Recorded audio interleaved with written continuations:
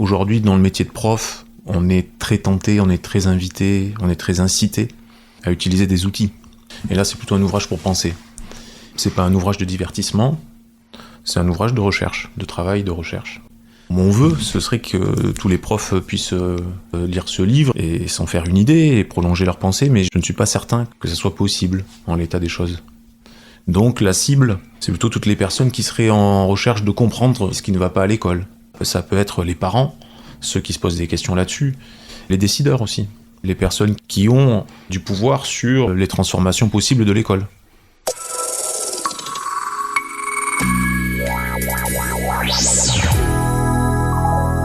Bonjour, je m'appelle Laurent Laprie et je suis professeur de lycée et formateur. Je m'appelle Michel Breut, je suis psychologue de l'éducation, formateur en formation continue des enseignants et désormais retraité.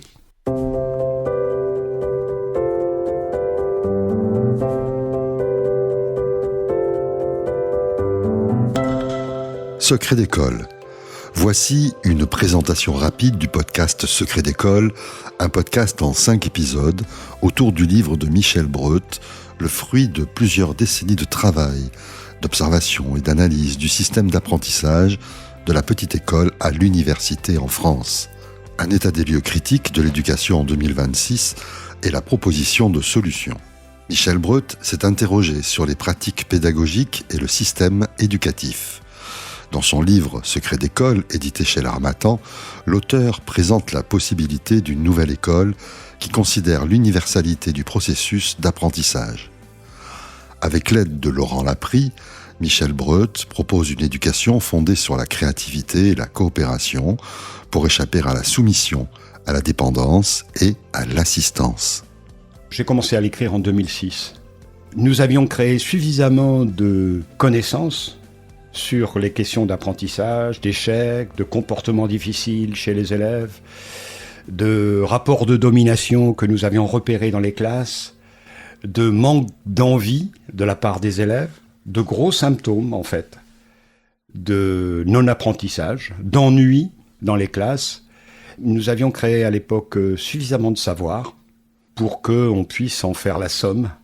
C'est un renversement qui est peut-être pas évident à faire pour ceux qui nous écoutent, c'est-à-dire qu'on part souvent du principe que c'est parce que l'élève dysfonctionne qu'il n'apprend pas.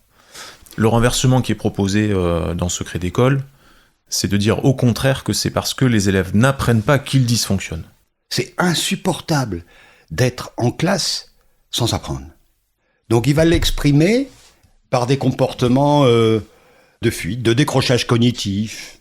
Ses camarades y arrivent, et lui, il n'y arrive pas. Il se sent nul.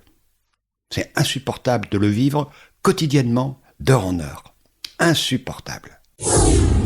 Dans le podcast Secret d'école, vous pourrez écouter au fil des 5 épisodes des témoignages d'élèves ou de professeurs qui illustrent les propos de Michel Breut et de Laurent Laprie.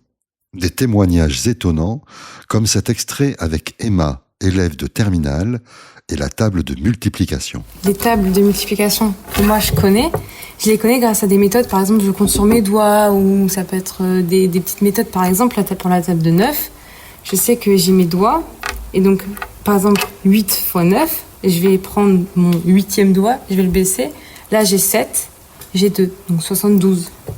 À l'école, on m'a toujours dit, voilà, on donne des tables de multiplication et apprends quoi, fais pas chier, apprends par cœur. Okay. On s'en fout si tu comprends pas trop quoi, juste apprends par cœur. Et en fait, on m'avait jamais dit, je sais pas pourquoi, ou alors j'ai jamais compris, on m'a jamais dit que, par exemple, pour la table de 6 comme pour toutes les autres tables, c'était juste, tu fais 6 plus le résultat d'avant. Donc t'es en terminale. Et j'apprends ça maintenant. Et donc je viens de débloquer mon cerveau. Tu viens de débloquer ton cerveau. Ouais.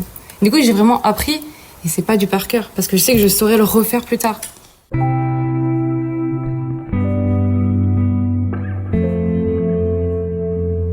Dans le podcast Secret d'école, l'auteur du livre éponyme démontre que 2 catégories se dessinent clairement dans les classes.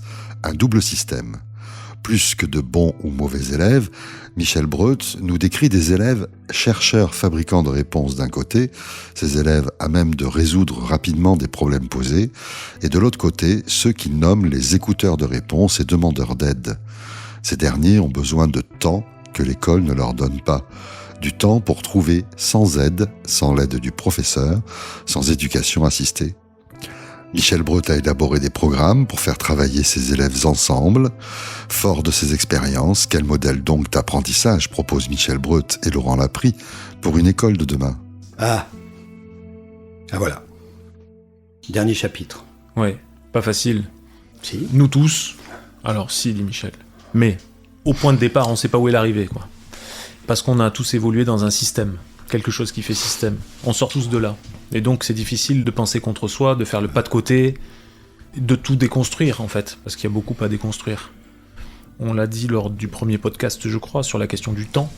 Dans le système scolaire, on a une partition du temps qui est souvent à base de séances de 55 minutes. On peut se demander, mais qui a inventé ça ? Pourquoi est-ce généralisé ? Pourquoi est-ce qu'en 55 minutes, l'être humain devrait atteindre un résultat ? Enfin, c'est assez incroyable, c'est très surprenant comme parti pris. Donc voilà la première chose qu'on peut évoquer. On a eu de nombreuses discussions avec Michel sur la question de l'évaluation, évidemment. On en discutait sur les pratiques d'enseignement qui viennent dégrader le processus d'apprentissage. L'évaluation vient mettre le point d'orgue sur la performance, alors que nous, depuis le début des podcasts, on est en train de dire que ce qui est important, c'est pas forcément le résultat, c'est le processus dans lequel se placent les élèves. Il y a une dimension de progrès individuel qui est à respecter. C'est pas forcément est-ce que l'élève va savoir répéter ceci ou cela.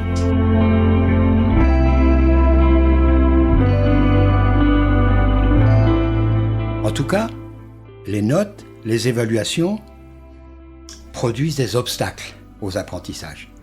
Pour les élèves, ça met quelque chose de l'ordre de « lui c'est mieux ». Ça empêche le lien, la coopération entre les uns et les autres. J'ai dit, le fait de penser, c'est l'objectif. Le fait de créer, c'est l'objectif. C'est plus le fait de savoir. Le fait de travailler collectivement, entre profs. Il leur manque quoi ? Du travail commun. Vrai aussi pour les élèves. Le modèle, c'est tu travailles tout seul et puis tu travailles avec les autres. Et le prof, il n'intervient pas.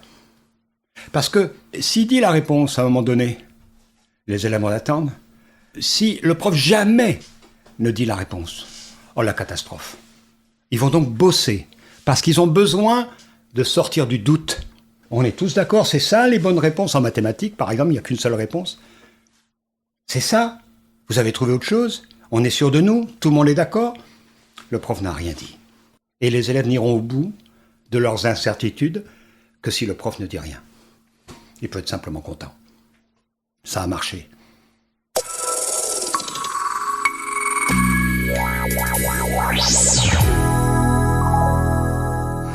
Michel Breut, l'auteur du livre Secret d'école, accompagné de Laurent Laprie, professeur, vous présente leurs observations, leurs analyses, leurs expériences, leurs incompréhensions dans un podcast en 5 épisodes réalisé par Cédition.fr, dans lequel ils évoquent des solutions dont vous pourrez lire le développement et les techniques dans cet ouvrage Secret d'école, livre de Michel Breut, édité chez L'Harmattan dans la collection Enfance, Éducation et Société, à commander chez votre libraire ou sur le site édition-harmattan.fr.